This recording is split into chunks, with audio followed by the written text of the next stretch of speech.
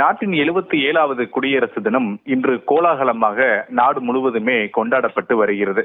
டெல்லியில நடைபெறக்கூடிய கொண்டாட்டங்கள் தான் ஒவ்வொரு குடியரசு தினத்திற்கும் சிறப்பு மிக்க நிகழ்ச்சியாக கருதப்படுகிறது. டெல்லியில இருக்கக்கூடிய கடமை பாதையில இன்னும் சற்று நேரத்தில் குடியரசுத் தலைவர் திரௌபதி முர்மு மூவர்ண கொடியை ஏற்றி வைத்து நாட்டின் 77வது குடியரசு தின விழா கொண்டாட்டத்தை தொடங்கி வைக்க இருக்கிறார்.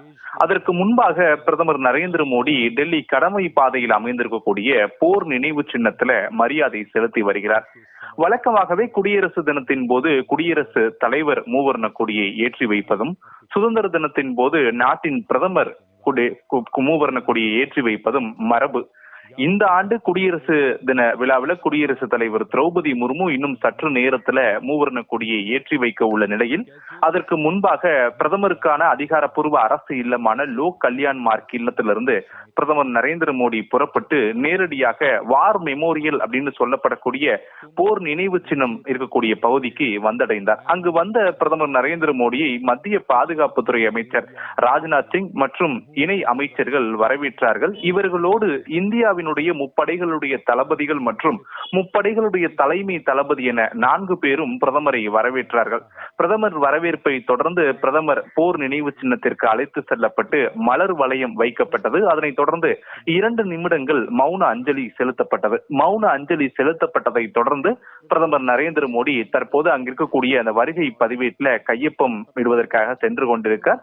இன்னும் சற்று நேரத்துல இந்த போர் நினைவு சின்னத்திலிருந்து பிரதமர் நரேந்திர மோடி புறப்பட்டு கடமை பாதையில மூவர்ண கொடி ஏற்றக்கூடிய அந்த விழா மேடைக்கு பிரதமர் செல்ல இருக்கார். பிரதமர் சென்ற சில நிமிடங்கள்ல குடியரசு துணைத் தலைவர் CP ராதாகிருஷ்ணன் அவர்களும் அவரை தொடர்ந்து குடியரசு தலைவர் திரௌபதி முர்மு மற்றும் ஐரோப்பிய யூனியன்கள்ல இருந்து இந்த ஆண்டு 2 பேர் சிறப்பு விருந்தினராக வருகை தந்திருக்கிறார்கள். அவர்கள் அனைவருமே பாரம்பரியமிக்க சாரட் வண்டியில நாட்டினுடைய 77வது குடியரசு தின விழா கொண்டாட்டத்திற்கு அழைத்து வரப்பட இருக்கிறார். அதற்கு அடுத்தடுத்த அந்த காட்சிகளை எல்லாம் நாம் நேரலையில பார்ப்போம். டெல்லியில இன்று 77வது குடியரசு தின விழா கொண்டாட்டத்தின் ஒரு பகுதியாக 10,000த்திற்கும் மேற்பட்ட சிறப்பு விருந்தினர்களுடைய வருகை என்ற காரணமாக டெல்லி முழுவதுமே பலத்த பாதுகாப்பு என்பது போடப்பட்டிருக்கிறது. குடியரசுத் தலைவர் திரௌபதி முர்மு திறந்த வெளி பகுதிகளிலிருந்து இந்த கொடியை ஏற்றுவதன் காரணமாக உயர்மட்ட கோபுரங்கள் அமைத்து கோபுரங்கள்ல இருந்து அதிநவீன தொழில்நுட்பங்களுடன் கூடிய பாதுகாப்பு கவசங்கள் அமைக்கப்பட்டு பாதுகாப்பு பணியில மத்திய பாதுகாப்பு படை வீரர்களும் டெல்லி போலீசாரும் ஈடுபட்டு வராங்க. டெல்லியில பல இடங்கள்ல இன்று போக்குவரத்து மாற்றங்கள் செய்யப்பட்டிருக்கிறது. குடியரசு தினத்தினுடைய இந்த நிகழ்ச்சிகள் காரணமாக இன்னும் சற்று நேரத்துல பாரம்பரியமிக்க அந்த சாரட் வண்டியில குடியரசுத் தலைவர் மற்றும் சிறப்பு விருந்தினர்கள் டெல்லி ரைசினா ஹில்ஸ்ல இருக்கக்கூடிய குடியரசுத் தலைவர் மாளிகையிலிருந்து விழா நடைபெறக்கூடிய அந்த இடத்திற்கு அழைத்து வரப்பட இருக்கிறார்கள்.